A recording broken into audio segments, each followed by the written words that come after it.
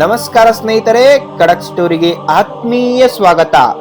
ಸ್ನೇಹಿತರೆ, ಇವತ್ತು ನಾವು ತಿಳಿಯಲು ಹೊರಟಿರುವ ರಹಸ್ಯ ಸಾಮಾನ್ಯವಾದದ್ದಲ್ಲ.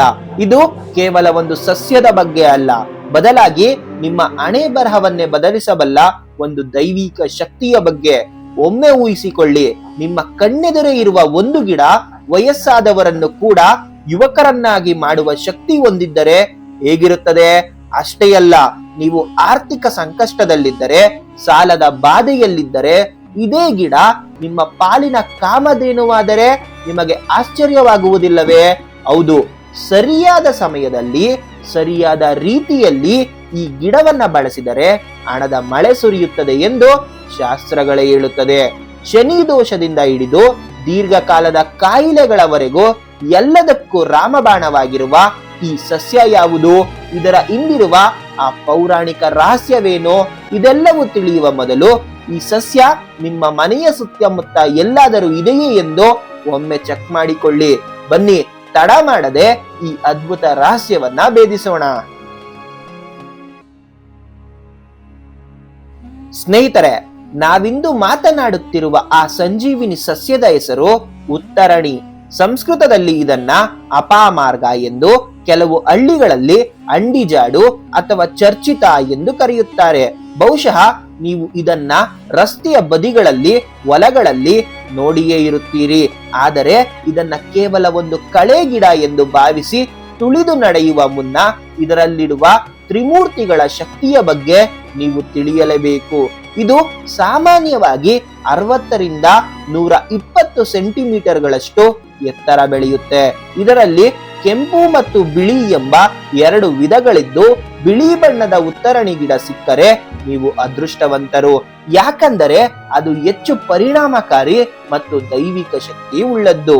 ಚಳಿಗಾಲದಲ್ಲಿ ಹೂವು ಬಿಡುವ ಈ ಗಿಡ ಬೇಸಿಗೆಯಲ್ಲಿ ಒಣಗುತ್ತದೆ.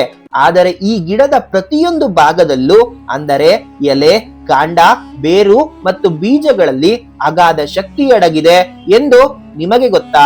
ಈ ಗಿಡದ ಎಲೆಗಳಲ್ಲಿ ಸಾಕ್ಷಾತ್ ಗಂಗಾ ಮಾತೆ ನೆಲೆಸಿದ್ದಾಳಂತೆ. ಅಷ್ಟೇ ಅಲ್ಲ, ಇದರ ಬೇರುಗಳಲ್ಲಿ ಬ್ರಹ್ಮ, ವಿಷ್ಣು, ಮಹೇಶ್ವರರು ವಾಸವಾಗಿದ್ದಾರೆ ಎಂದರೆ ಈ ಗಿಡದ ಪಾವಿತ್ರತೆ ಎಷ್ಟಿರಬಹುದು ಎಂದು ಒಮ್ಮೆ ಯೋಚಿಸಿ. ಸ್ವತಃ ಭೋಲೆನಾಥನೇ ಹೊಗಳಿದ ಸಸ್ಯ ಇದು. ಸ್ನೇಹಿತರೆ, ನಿಮಗೆ ಅನಿಸ್ತಿರ್ಬೋದು, ಈ ಗಿಡಕ್ಕೆ ಅಷ್ಟೊಂದು ಶಕ್ತಿ ಎಲ್ಲಿಂದ ಬಂತು? ಇದಕ್ಕೆ ಪುರಾಣದಲ್ಲಿ ಒಂದು ರೋಚಕವಾದ ಕಥೆ ಇದೆ. ದೇವತೆಗಳು ಮತ್ತು ರಾಕ್ಷಸರು ಸಮುದ್ರ ಮಂಥನ ಮಾಡುವಾಗ ಅಮೃತದ ಕೆಲವು ಹನಿಗಳು ಭೂಮಿಯ ಮೇಲೆ ಚೆಲ್ಲಿದಂತೆ. ಹಾಗೆ ಅಮೃತ ಬಿದ್ದ ಜಾಗದಲ್ಲಿ ಹುಟ್ಟಿಕೊಂಡ ಸಸ್ಯವೇ ಈ ಉತ್ತರಣಿ ಗಿಡ. ಅದಕ್ಕಾಗಿಯೇ ಇದು ಸಾವಿನಂಚಿನಲ್ಲಿರುವವರಿಗೂ ಜೀವ ನೀಡುವ ಶಕ್ತಿ ಹೊಂದಿದೆ. ಇನ್ನೊಂದು ಕುತೂಹಲಕಾರಿ ಸಂಗತಿ ಎಂದರೆ, ದೇವರಾಜ ಇಂದ್ರನಿಗೂ ಈ ಸಸ್ಯವೇ ರಕ್ಷಣೆ ನೀಡಿತ್ತು. ಹೌದು, ಇಂದ್ರನು ನಮುಚಿ ಎಂಬ ರಾಕ್ಷಸನನ್ನ ಮೋಸದಿಂದ ಕೊಂದಾಗ ಆ ರಾಕ್ಷಸನ ಕತ್ತರಿಸಿದ ತಲೆ ಇಂದ್ರನು ಮಿತ್ರದ್ರೋಹಿ ಎಂದು ಅಟ್ಟಿಸಿಕೊಂಡು ಬರುತ್ತದೆ. ಆಗ ಇಂದ್ರನು ಪ್ರಾಣ ಭಯದಿಂದ ಬೃಹಸ್ಪತಿಗಳ ಬಳಿ ಓಡುತ್ತಾನೆ. ಆಗ ಇಂದ್ರನ ಪ್ರಾಣ ಉಳಿಸಿದ್ದು ಇದೇ ಉತ್ತರಣಿ ಧಾನ್ಯಗಳು. ರಾಜಸೂಯ ಯಾಗದಲ್ಲಿ ಈ ಉತ್ತರಣಿ ಧಾನ್ಯವನ್ನ ಬಳಸಿ ಇಂದ್ರನು ರಾಕ್ಷಸನ ಕಣ್ಣಿಗೆ ಕಾಣದಂತೆ ಮಾಯವಾಗುತ್ತಾನೆ. ಅಂದರೆ ಈ ಸಸ್ಯಕ್ಕೆ ನಮ್ಮನ್ನ ಶತ್ರುಗಳಿಂದ ಮರೆಮಾಚುವ ಮತ್ತು ರಕ್ಷಿಸುವ ಶಕ್ತಿ ಇದೆ ಎಂದರ್ಥ. ಇದೇ ಕಾರಣಕ್ಕೆ ವಿನಾಯಕ ಚೌತಿ ಎಂದು ಗಣೇಶನಿಗೆ ಅರ್ಪಿಸುವ 21 ಪತ್ರೆಗಳಲ್ಲಿ ಇದು ಒಂದು. ಎಲ್ಲಾ ವಿಘ್ನಗಳನ್ನ ನಿವಾರಿಸುವ ಗಣಪನಿಗೆ ಈ ಸಸ್ಯವೆಂದರೆ ಅಷ್ಟು ಪ್ರೀತಿ ಎಂದರೆ ಇದರ ಮಹಿಮೆ ಎಷ್ಟಿರಬಹುದೆಂದು ನೀವೇ ಊಹಿಸಿಕೊಳ್ಳಿ. ಸ್ನೇಹಿತರೆ, ಈಗ ಈ ಸಸ್ಯದ ಔಷಧೀಯ ಗುಣಗಳ ಬಗ್ಗೆ ತಿಳಿಯೋಣ. ಇಂದಿನ ಕಾಲದ ಸಾವಿರಾರು ರೂಪಾಯಿ ಬೆಲೆ ಬಾಳುವ ಔಷಧಿಗಳು ಮಾಡದ ಕೆಲಸವನ್ನ ಈ ಗಿಡದ ಒಂದೇ ಒಂದು ಎಲೆ ಮಾಡಬಲ್ಲದು. ಹೌದು ಸ್ನೇಹಿತರೆ, ಮೊದಲನೆಯದ್ದಾಗಿ ಚರ್ಮ ರೋಗಗಳು. ನಿಮಗೆ ಅತಿ ವಿಪರೀತ ತುರಿಕೆ, ಗುಳ್ಳೆಗಳು ಅಥವಾ ಚರ್ಮ ಸುಲಿಯುವ ಸಮಸ್ಯೆ ಇದ್ದರೆ ಡಾಕ್ಟರ್ ಬಳಿ ಹೋಗುವ ಮುನ್ನ ಇದರ ಎಲೆಯ ರಸವನ್ನ ಒಮ್ಮೆ ಹಚ್ಚಿ ನೋಡಿ. ವರ್ಷಗಟ್ಟಲೆ ಕಾಡುವ ಚರ್ಮದ ಸಮಸ್ಯೆಗಳು ಇದು ಕೆಲವೇ ದಿನಗಳಲ್ಲಿ ಮಾಯ ಮಾಡಬಲ್ಲದು. ಸ್ನೇಹಿತರೆ, ಇನ್ನು ಎರಡನೆಯದ್ದಾಗಿ ಅಸ್ತಮಾ ಮತ್ತು ಕೆಮ್ಮು. ಉಸಿರಾಟದ ಸಮಸ್ಯೆಯಿಂದ ಬಳಲುವವರು ಇನ್ಹೇಲರ್ ಹಿಡಿದು ಓಡಾಡುವ ಬದಲು ಉತ್ತರಣಿ ಗಿಡದ ಒಣಗಿದ ಎಲೆಯ ಹೊಗೆಯನ್ನ ತೆಗೆದುಕೊಂಡರೆ ಸಾಕು. ಶ್ವಾಸಕೋಶದಲ್ಲಿ ಅಡಗಿರುವ ಕಫ ಎಲ್ಲಿ ಹೋಯಿತು ಎಂದು ನಿಮಗೆ ತಿಳಿಯುವುದಿಲ್ಲ. ಸ್ನೇಹಿತರೆ, ಆದರೆ ಎಚ್ಚರ, ವಿಪರೀತ ಹೊಗೆಯನ್ನ ತೆಗೆದುಕೊಂಡು ಆರೋಗ್ಯ ಸಮಸ್ಯೆಯನ್ನ ಇನ್ನಷ್ಟು ತೀವ್ರಗೊಳಿಸಬೇಡಿ. ಯಾವುದೇ ಕೆಲಸ ಮಾಡುವ ಮುನ್ನ ಎಚ್ಚರವಿರಲಿ. ಮೂರನೆಯದ್ದಾಗಿ ವಿಷಜಂತು ಕಡಿತ.